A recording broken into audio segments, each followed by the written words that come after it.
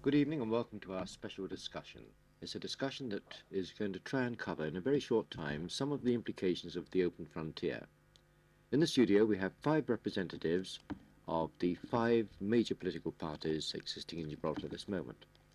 On my far left we have Mr. J. Triai, who represents the PAG. Next to him we have John Gomez of the Partido Socialista de Gibraltar. Good evening. On my immediate left, it's George Mascarenhas, representing the GLP AACR. Good evening. On my right, Joe Pilcher, representing the GSLP. Good evening. And finally, Mr. Eric Hoare, representing the DPBG. Yeah.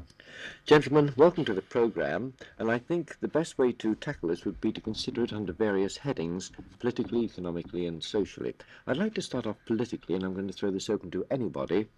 What do you think the political implications are of the opening of the frontier? Does it mean, in the long term, an erosion of our Gibraltarian identity? George. May I start? We welcome the opening of the frontier.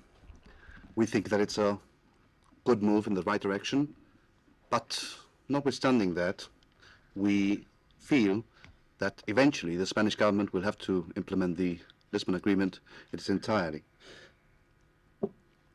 We feel that the economic effects on Gibraltar could be very bad if the circumstances come Wednesday the 15th that the frontier opens are not reciprocated between movement from Spain to Gibraltar and movement from Gibraltar to Spain. Well, that's economically, but can we stick at the moment to the political aspect? Are we going to see an erosion of our identity in any way by the opening of the frontier? Well, I don't see any reason why it should be, because 14 years ago, Gibraltar had an open frontier, and Gibraltarians used to go over to Spain, and Gibraltarians used to come over. I have seen photographs of Gibraltar in the olden days, and I see that there was no frontier, and people used to be able to come and go as they wished. So the identity of the Gibraltarian has always been there. There's no reason why it should change. On the contrary, I think it is stronger now than it was then, and therefore should not be eroded. Thank you. John Gomez.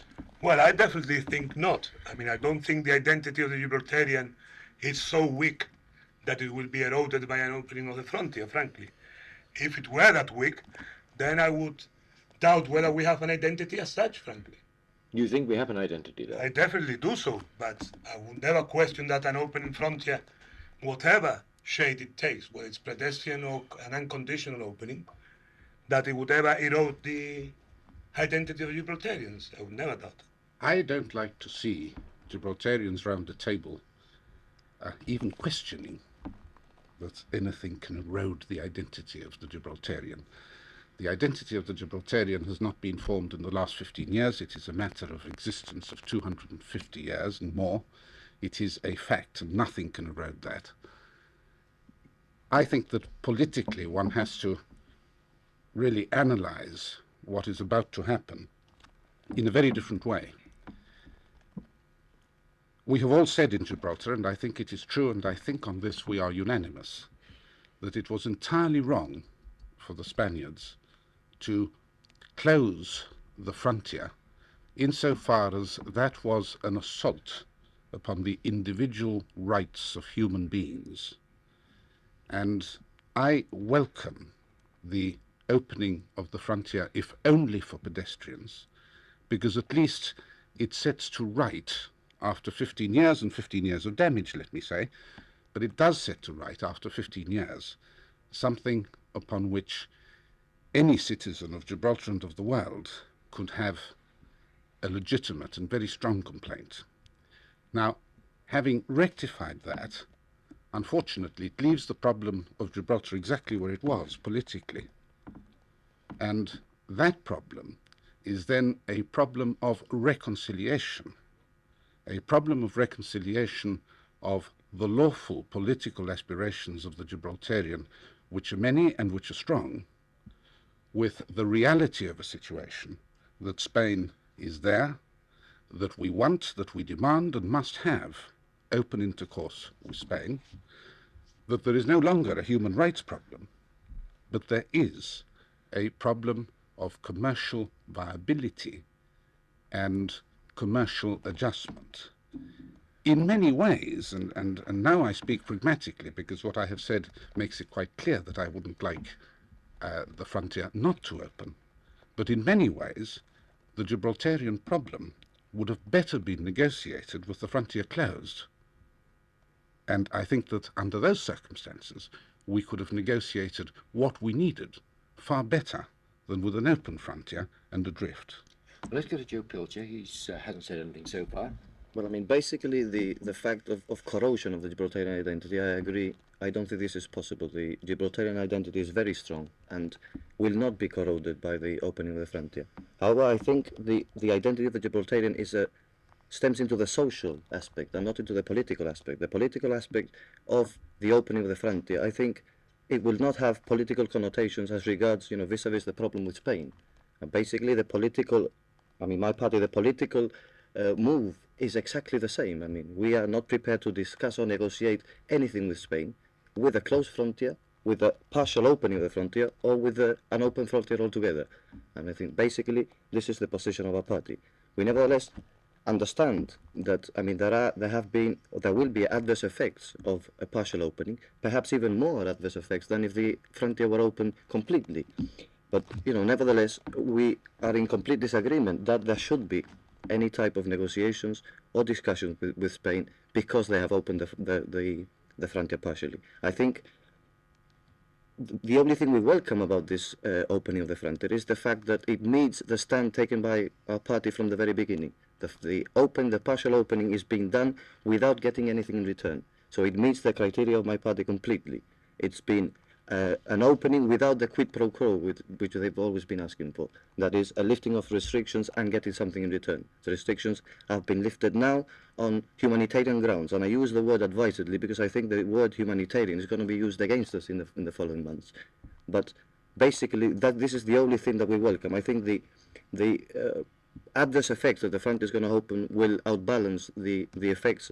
I mean, we understand that on humanitarian grounds, and I say again, I use this word advisedly, there are Gibraltarians that have got families in Spain and would like to be able to visit them. There are other Gibraltarians that would appreciate the expansion to go over to Spain and to be able to move about more freely than they can in Gibraltar. There are other people that will have a financial gain. I mean, they'll be able to spend their money in Spain where the bargaining power is much higher. But from a Gibraltarian point of view, I think our stand should be one of indifference. Spain closed the frontier, and Spain can either leave it closed, open it partially, or open it completely. As far as the political stand in Gibraltar is concerned, it will not make a difference as far as my party is concerned. Now, there are, if I may just add, there are, of course, certain political decisions to be taken with an open frontier. I think, as we have said before, the governing party, the AACR, is completely unprepared to cope with the opening of the frontier. Completely unprepared physically in Gibraltar, and completely unprepared economically. They have not legislated, and I think the opening of the frontier will make Gibraltar unprepared to cope with the situation. And this is the only thing that is needed. The political decisions to legislate in order to protect our economy, our commerce, our labour force, and all these aspects connected with legislation.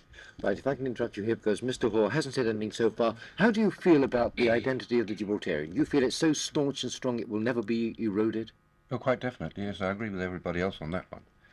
But as far as the frontier situation is concerned, we feel that we have to be very cautious over this one, because we don't know whether this is just a genuine humanitarian move or whether it's just changing the angle of attack to bring our economy to its knees. You see, we must remember that the frontier at Four Corners is an international frontier. Just the same as if you go from Germany to Austria, Belgium to France, this is an international frontier. And so far, all they're doing is just restoring the police post which was there originally. There's been a lot of talk about it being breaking the ice, and this, I think, is a very welcome step. But to my mind, rather than breaking the ice, it's just the tip of the iceberg, and there's another 9/10 under the surface, which still has to be seen. And it's going to take a lot of hot Andalusian sun to melt that iceberg. We must keep a sense of proportion, not sort of go overboard, and just watch things very carefully as they happen. Well, gentlemen, can we turn to you? I'd like to make a point on what Mr. Hoare has said. The Gibraltar frontier is not just another frontier as between France and Germany. The Gibraltar frontier is presently, in fact, the result of a Treaty of Utrecht, which makes it clear that it is not an open international frontier. And whether we like it or whether we don't, and whether we agree, which all of us do agree, that the Treaty of Utrecht is outdated, we have to renegotiate it, and we have to put that on a proper basis. And we do not do that by turning our backs on Spain and saying that it is their problem and that we are unconcerned. That Treaty of Utrecht has to be renegotiated if that frontier is going to work normally. George Mascarenhas. I want to come back to a point that Mr. Triay made at the beginning. We are also, when he talked about reconciliation, we are in favor of reconciliation. Of course we are. We've been too long cut off from the main peninsula, and we talk. I have a lot of respect for Mr. Triay in the way that he has always stood up for his views and continues to do so, but we have a very fundamental point in difference that in achieving reconciliation, Gibraltar has not got to pay any price, whereas I heard him very clearly on last Tuesday afternoon on a television program in Spain, that this reconciliation would take the form of a Gibraltar autonomous within a Spanish state. I didn't say within the Spanish state. I think you did. No, I think didn't. most people in Gibraltar would have I heard said you. an autonomy with Well, let me Spain. finish, please. Yes, but Right, don't on that misquote point. me. And Mr. Pilcher brought up a point that the government is unprepared. Well, I'm not here to talk about the government, whether they're prepared administratively or economically for an open frontier. I'm speaking as the AACR. As far as I know, the government has been ready for an open frontier for the last 2 years. Well, can we then turn to the economy, which seems to be underlying all of your arguments and viewpoints so far? What do you fear economically for Gibraltar with an open frontier? Can I later come back to Mr. Of course you may, Mascarenhas' but point? let's stick with the economy for the moment. What do you feel economically from an open frontier? Let John Gomez. Well, it's very, it's very reassuring to hear the ACR representatives say that the Gibraltar government is prepared for the whatever adverse economic effects may come about. I welcome that. I have my serious doubts, obviously, but after hearing the ACR representative, I'm very glad, because my party has welcomed the opening on humanitarian grounds, and now I can hear from the ACR representative that the economic effects are going to be minimal because the government have taken the measures they need to take. Welcome that too. Well, what's that effect? I welcome that too. Do you welcome? You don't. I welcome the but you remarks didn't- made by Mr. No, but I Mascarenhas. asked you a specific question. What do you fear? Well, that are obvious. I think it's obvious. If it is going to be a no customs frontier, there are obvious worries and fears. But I believe that if the government introduced the measures it should, the economic adverse effect should be minimal, could be kept to a bare minimum. We share I think what is a doubt is whether they will, or they have the ability to do so. Well, That- this is now developing into an internal political argument, and we're looking at the external aspects. What do we fear? Can I say something very important? That Spain, Felipe González on Tuesday mentioned that in opening the frontier, he did not want to prejudice Ceuta or Melilla economically, right? What we say, and the fears that we do have, is that an open frontier should, in the same way, not affect Gibraltar economically. So, in any passage of people and goods has to be allowed on a reciprocal basis. I mean, if a suitcase comes into Gibraltar, a suitcase has to go back into Spain. So we have fears in that respect. I'm not saying that we don't. What I was saying that we were ready was, on the administrative side, we were ready 2 years ago. But sorry. Well, I mean, if we look at the bigger extension, I mean, not just look at the pedestrian opening at the moment. I mean, we've been saying from the very beginning that the opening of the frontier, whatever type of opening of the frontier, will have adverse economic effects. Now, this is completely backed up by the consultants, in fact, contracted by the Gibraltar government to make the study for the commercial operation of the docket, who also looked at other aspects of the economy of Gibraltar. Now, they were very clear that if the Spanish frontier opens, and they were talking of lifting all restrictions, not just a pedestrian open, the economy of Gibraltar would need a transitional state, which would take at least 5 years to be able to recover from an opening of the frontier. I think the figures quoted by the consultant were at least £2 million per year, so it would be at least £10 million over a 5-year period. That is with a normal lifting of all restrictions. I think the adverse effects of just a pedestrian opening will be far greater than that. Again, looking at the consultants, again, the expose by the consultants last week at the Macintosh Hall, I think it was clear that when the consultants were looking at the subsidy given by the UK government to Gibraltar if the commercial dockyard goes ahead, it was absolutely clear there that there will be, I mean, at the present net value, there will be £21 million of money less in the economy of Gibraltar with a closed frontier than with an open frontier. £21 million would be lost to the Gibraltar economy from the net present value of the subsidy of £40 million if the frontier opens. So I think, I mean, we can discuss the economy and the steps taken to protect it, but it is clear that the opening of the frontier, whatever type of opening, is going to have a very adverse effect to the economy of Gibraltar. Eric Hall, do you agree with that? Up to a point, yes, but I think that we ought to be looking at this at the very moment in the short term, because this has been sprung on us, and I believe the Chief Minister said something in the House yesterday about opening for 24 hours, but this is one of the aspects which I think is a matter of sort of constructive criticism or constructive suggestion, is that we should reciprocate step by step, not fall over backwards to welcome this. And if La Linea is going to be just a police post, although they open for 24 hours a day, I don't see why we should change our present situation and keep closing our gates, at least during the night, not only for security reasons, but as a gesture of the fact that we're not falling overboard to meet the Spaniards on this very small concession, because it's only a very small drop in the bucket compared with the whole global aspect of the full restrictions on Gibraltar, which to my mind were unilaterally imposed and must be unilaterally taken away before we even start thinking about full customs facilities. You don't feel that this might even penalise Gibraltarians who, if the frontier closed at midnight, they're going to be stuck on the other side of the frontier? It's penalising our own people, perhaps. There's no reason why they shouldn't come back before midnight, or if they're allowed to stay over used to do until the before. following day.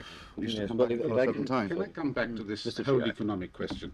It's no good, and we have unanimity around this table on the question of identity. Now, identity is not real if it is not also economically viable. And I have a feeling that we speak about identity and then proceed to say, well, in order to protect that identity, not that as a social thing it is not strong, but it is economically so weak that we must cocoon ourselves within Gibraltar. We cannot expose ourselves to free intercourse with a neighbouring country. We must have the dockyard or some other artificially subsidised means of supporting the identity of the Gibraltarian. Now, I do not believe that we Gibraltarians can put our faith in that kind of thinking on the long term, because if we, as Gibraltarians believing in our identity, are not able to manoeuvre ourselves into an overall economic situation where we are viable, then sooner or later we shall perish. The only way that we can become economically viable is by having a trade treaty, if only a trade treaty, with Spain. If we could get a trade treaty with Spain without discussing the question of sovereignty, full marks to us and let's go and get it. But negotiation we need, and in negotiation the question of sovereignty is going to arise, and in that negotiation that leads to the question of sovereignty, we must also have a formula which preserves the identity of the people of Gibraltar as a single unit, which gives something to Spain and gives back to us our democratic sovereignty, recognized by Spain in a form in which we can enjoy it and in a form in which we can use it to develop an economy of an open frontier, of open relations with everybody. Well, what you said is very interesting, because you've mentioned the word negotiation, albeit for trade relationships. But the socialists tend to say, we don't negotiate, they closed it, they opened it, it's their problem. Now, how far down the road towards well, negotiation with Spain do you go? Do you have I would like to answer that. I mean, I'm quite clear and agree with Mr. Tria about the viability, the economic viability of Gibraltar. But I look at it from a different point of view that he's looking at it. I'm quite sure that, I mean, the economic viability of Gibraltar depends entirely on Gibraltar. At the moment, and I agree again with Mrs. Riai, we are in a position, we are very weak position in that we are being heavily subsidized by the UK government. And everything seems to stem from the dockyard. But I mean, I would not like to see Gibraltar moving away from the dependency on the United Kingdom and moving into an area of dependency on Spain, because basically it is the same thing. We would be controlled either from the United Kingdom or Spain. So I mean, the viability of Gibraltar economically has to be looked at from a Gibraltarian point of view, to look at the whole of Gibraltar in this context and see what we can make of Gibraltar to be viably economic and as an independent unit. And this is basically why there is the flaw in Mr. Triai's argument about the autonomy, because autonomy would, of necessity, mean dependence to Spain. No, it doesn't. Do you think that it is possible to negotiate a situation where Gibraltar is viable without negotiating with Spain? Well, Don't you think when Spain our is a party says, necessary party to that negotiation? I mean, when our party says we should not negotiate or discuss anything with Spain, we are basically saying vis-a-vis the Spanish problem over Gibraltar, the Spanish problem of Gibraltar, the fact that they want to integrate Gibraltar into Spain. We're not saying that we shouldn't talk with the Spaniards on anything else. Basically, what we are saying is we do not discuss sovereignty or any other part of Gibraltar with Spain. Our position is we discuss the decolonization of Gibraltar with the United Kingdom. I disagree with Joe. The GLP-ACR is, or the government is a signatory to the Lisbon Agreement, and we have agreed that the future of Gibraltar has to, of course, Spain's views have to be taken into account. We just cannot ignore Spain's view. But coming back to something that Mr. Triai said, I think it is also important to realize that whereas he says that we are cocooned, of course we're cocooned. We're a small community with a large neighbor, and I think there's a lot of towns and regions, Liechtenstein, Andorra, San Marino, which are in the same position, and we need protection. I mean, we're not talking about a complete open border, right? We have to have some protection. I agree with that. Of course, we have to legislate. We have to have, our identity has to be protected. Our economic identity has to be protected, of course. I agree with you 100% on that. You see, Andorra, San Marino and Monte Carlo all have the friendliest possible relations with France, Spain and the countries. We would on like that which they friendliness. depend. We've been precluded from doing that. But that we have to negotiate. The it's not agreement going provides to- for that. It's not going to come to us from heaven. No, of course We have not, to but go Spain, out and get that. But Spain closed the frontier, and now she's opening, and that's Right. why we must welcome that move, because it's a step in the right direction. And The we both process has agree on started. that. We would have preferred the Lisbon implementation, but that, of course, will come eventually. At the moment, we have an open frontier for pedestrians. Fair enough. But you see, since the Lisbon Agreement has been mentioned, I think, we are in basic disagreement with the Lisbon Agreement. But not the Because, AACR. no, not the AACR, because All the DPPG. all the DPPG, yes, DPPG. because the Lisbon Agreement, in our minds, is an actual admitting that we have to give something in return for the lifting of the restriction. I It agree is, with you. and I don't think at this stage either the AACR or the DPPG can disagree with this, especially when Mr. Peter Isola came on Spanish television the other day. He was tantamount to admitting that his party is not prepared to discuss sovereignty, but that because the Lisbon Agreement says that everything will be discussed, then he will sit down, and he said the sovereignty issue may come up. Therefore, he's prepared to discuss the sovereignty Yes, issue. but Britain has said on many occasions, and the preamble to our constitution is quite clear, But you always- that Britain will abide by the wishes of the Gibraltarians. But I mean, Yes, So, but- until that changes, that will not. We might sit down and negotiate sovereignty. how can you sit down and negotiate sovereignty if you're And if not the prepared to Gibraltarians don't negotiate? want to be integrated into Spain, we will not be integrated into Spain. Well, while we're thinking about it, let I John agree go with before that. we Yes, go. because I think the Lisbon Agreement has been one of the greatest thought up statements, that is causing so many headaches in Gibraltar, frankly. When the Lisbon Agreement was first, or the Lisbon Statement was first declared public, my party came out asking for a clarification of what it meant. Because as far as we could see, there were ambiguous and statements included therein which contradicted each other, which have given rise precisely to the contradiction that Mr. Pilcher here has highlighted.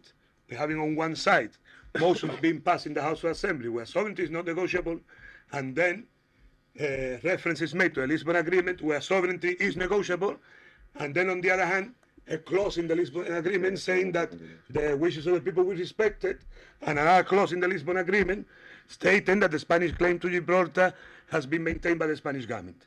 I think we must really bear in mind what the Lisbon Statement really is. In our view, The Lisbon Statement was created by Lord Carrington and Senor Oreja so as to allow a lifting of the restrictions. It contained the clauses each wanted to contain so that they could sell the product in their own respective markets. Lord Carrington came back and said the Lisbon Agreement upholds the preamble of the Constitution, and Oreja could go back to Spain. For the first time, Britain has agreed to negotiations according to United Nations mandate. Yes, but Can I? The GSLP in Gibraltar is against the Lisbon Agreement. It is their opinion. The PSOE in Spain doesn't like the Lisbon Agreement. Fraga doesn't like the Lisbon Agreement. Nobody likes the Lisbon Agreement, and nobody knows what the Lisbon Agreement really entails. Well, we know what it entails. Mr. Triay. I would like an attempt at reconciliation of what the AACR is saying and what I'm saying. And I think that the reconciliation between those two positions is very clear. Whilst I advocate a solution for the Gibraltar problem which involves autonomy with Spain, I have never said and do not say and would not agree with the proposition that the Gibraltarian has to be forced into this agreement. And therefore, when Mr. Mascarenhas protests that the Gibraltarian must agree to any negotiation, of course I agree with him. And there is no problem. Having said that we have a choice, and having said that we have a problem, where perhaps he differs from me, is that I say that we've got to sit down and discuss it, and see what solutions are possible, see what the Gibraltarian requires, and see what he has got to get in that negotiation, satisfy ourselves that what he gets is sufficient, and satisfy himself that the guarantees for that sufficiency internationally are sufficient as well. Now, yeah, but as faced in that way, I don't think that Mr. Mascarenhas can disagree with me. Can let Mr. Hoare have a word here, because he's been sitting quietly at the end of the table. Yes, well, I think that since the Lisbon Agreement, a lot of water's flown, and we've had the Falklands crisis, which showed very, very clearly how far Spain was out of step with the rest of Europe. And we've had a very clear and unequivocal declaration both from Mrs. Thatcher and from Mr. Pym that Spain will not join the common market until the restrictions are fully lifted. Now, those are two very important points which have come up since the Lisbon Agreement, and I think which weaken the Lisbon Agreement a great deal and strengthen our position a great deal. And this is the sort of angle that we should stick to. Well, can I Come give... in, because Mr. Triay has taken Yes, up some points please. I made. There's nothing at all that Mr. Triay has said that I disagree with. Absolutely nothing. What I am in a bit of a doubt is the end product for Mr. Triay's solution and the end product that we suggest, you know. So we don't know what you suggest as an end product solution. Well, we do not suggest definitely that the yellow and red should fly up on the top of the rock. No, well, I haven't suggested that. I've Well, you've suggested said on the many Gibraltarian occasions way. that I've heard and I've read. What I have said is that I do not object to it. You know, we do. You do, but I mean, it's not a do. necessary part of my solution. if But I you could have- just round off what my party believes in the Lisbon Agreement, I mean, we believe, you know, in calling a spade, and as you know, John pointed out, there is a motion in the House of Assembly that says that the sovereignty of Gibraltar is not negotiable with Spain, and I mean, basically, as John was saying, that negotiation is basically in the Lisbon Agreement, and we cannot agree with the Lisbon Agreement because the Lisbon Agreement, irrespective of whether there is 10 different statements in the Lisbon Agreement, one of those statements says all problems will be discussed and negotiated. And one of the problems, in fact the only problem, and Felipe González again stated this in the Spanish Cortes, is the integration of Gibraltar into Spain. This is what Spain wants, and I think John Gomez being, put it a very union, well. being a union coordinator and negotiator, no, but if you sit down on a table and discuss with something with somebody, then it's tantamount to admitting that the other person has a right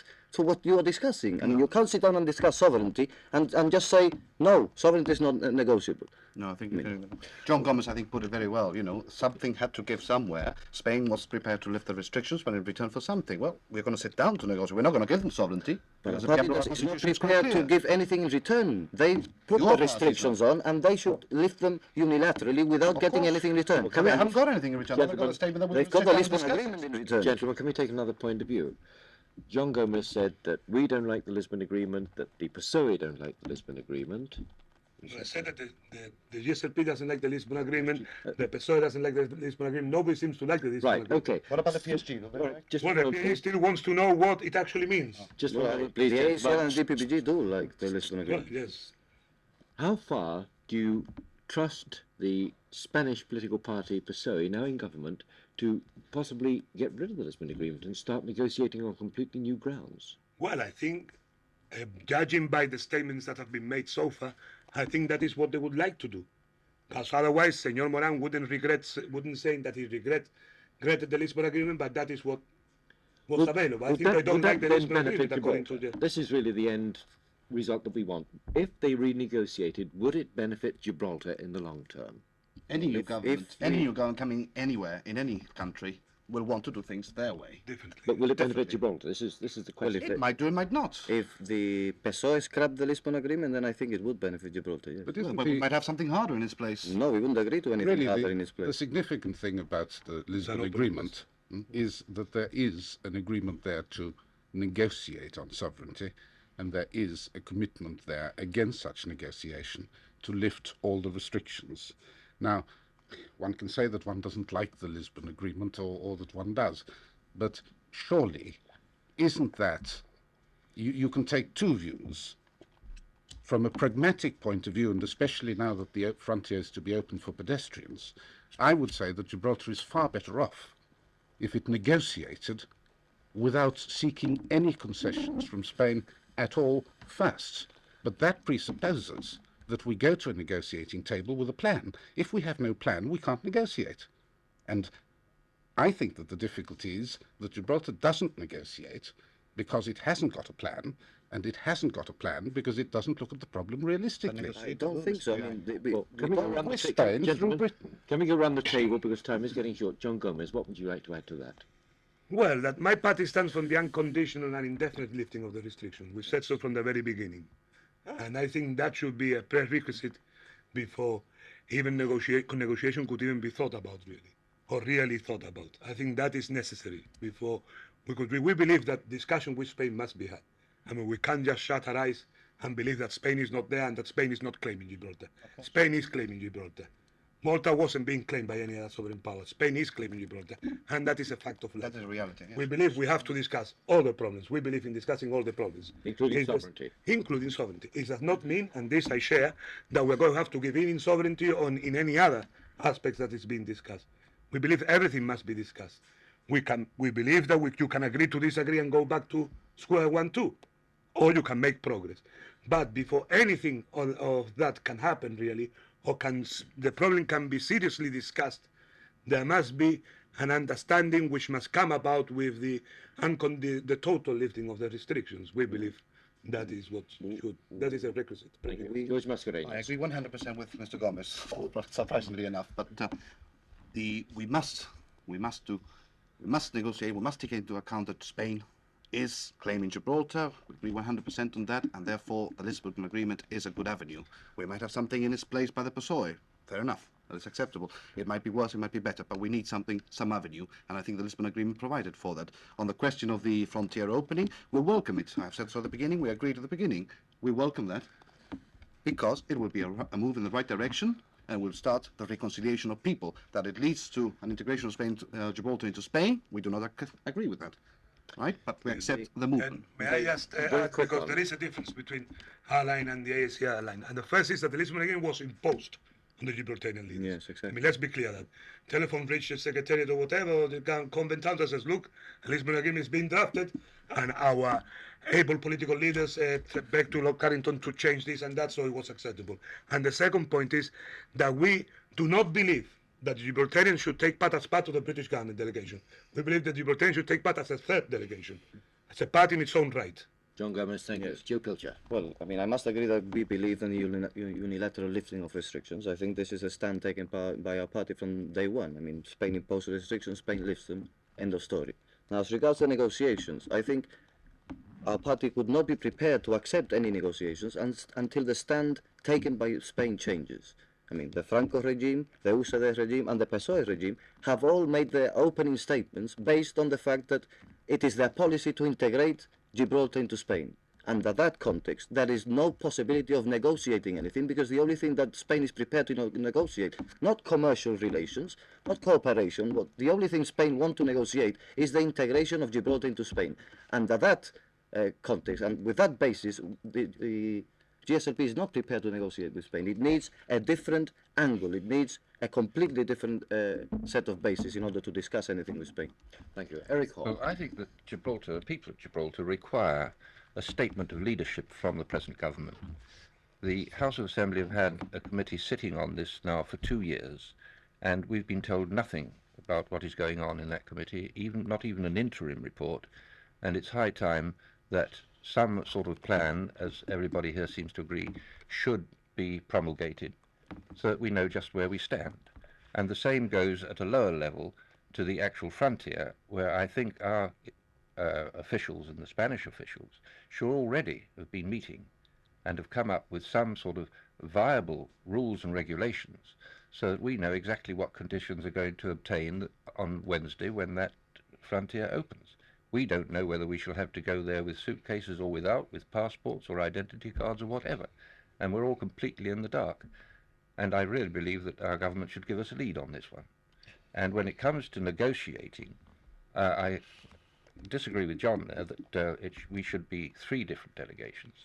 I think that Gibraltar has always shown complete solidarity with Britain, and that it's a very good move for the Gibraltarian delegates to be part of the UK delegation.